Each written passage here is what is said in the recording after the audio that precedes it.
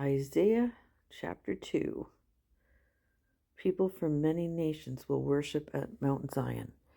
Here is a vision that Isaiah the son of Amos saw about Judah and Jerusalem.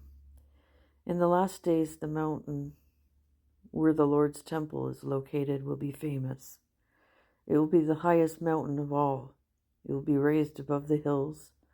All the nations will go to it. People from many nations will go there. They will say, "Come, let us go up to the Lord's mountain. Let's go to the temple of Jacob's God. He will teach us how he should live. Then we will live in the way he wants us to. The law of the Lord will be taught at Zion. His message will go out from Jerusalem. He will judge between the nations. He'll settle problems among many of them. They will hammer their swords into plows. They will hammer their spears into pruning tools. Nations will not go to war against one another. They won't even train to fight anymore. People of Jacob, come. Let us live the way the Lord has taught us to." Okay, so the next part is the day of the Lord is coming. Lord, you have deserted the people of Jacob. They are your people. The land is full of false beliefs. From the east, the people practice evil magic, just as the Philistines do. They do what ungodly people do. Their land is full of silver and gold. There is no end to their treasures. Their land is full of horses. There is no end to their chariots. Their land is full of statues of gods. Their people bow down to what their own hands have made. They bow down to what their fingers have shaped.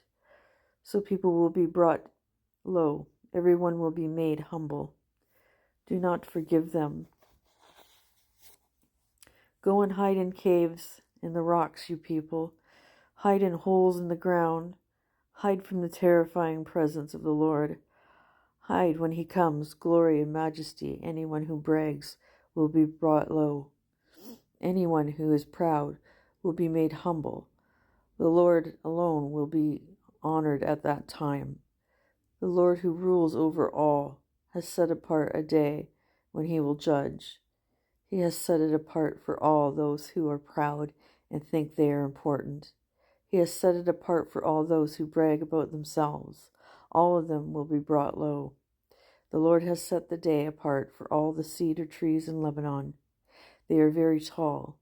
He has set the day apart for all the oak trees in Bashan. He has set it apart for all the towering mountains. He has set it apart for all the high hills. He has set it apart for every high tower and every strong wall. He has set it apart for every trading ship and every beautiful boat. Anyone who brags will be brought low. Anyone who is proud will be made humble. The Lord alone will be honored at the time, and statues of gods will totally disappear. People will run and hide in caves and in rocks. Makes you wonder how many of these underground homes that are being made. They will go into holes in the ground. And it even says in Revelation that the Lord will make sure that anybody that is under the ground will resurface. He'll get them out of there. You can't hide from him. So they will run away from the terrifying presence of the Lord. They will run when he comes in glory and majesty. When he comes, he will shake the earth. People had made some statues of gods out of silver. They had made others out of gold. Then they worshipped them.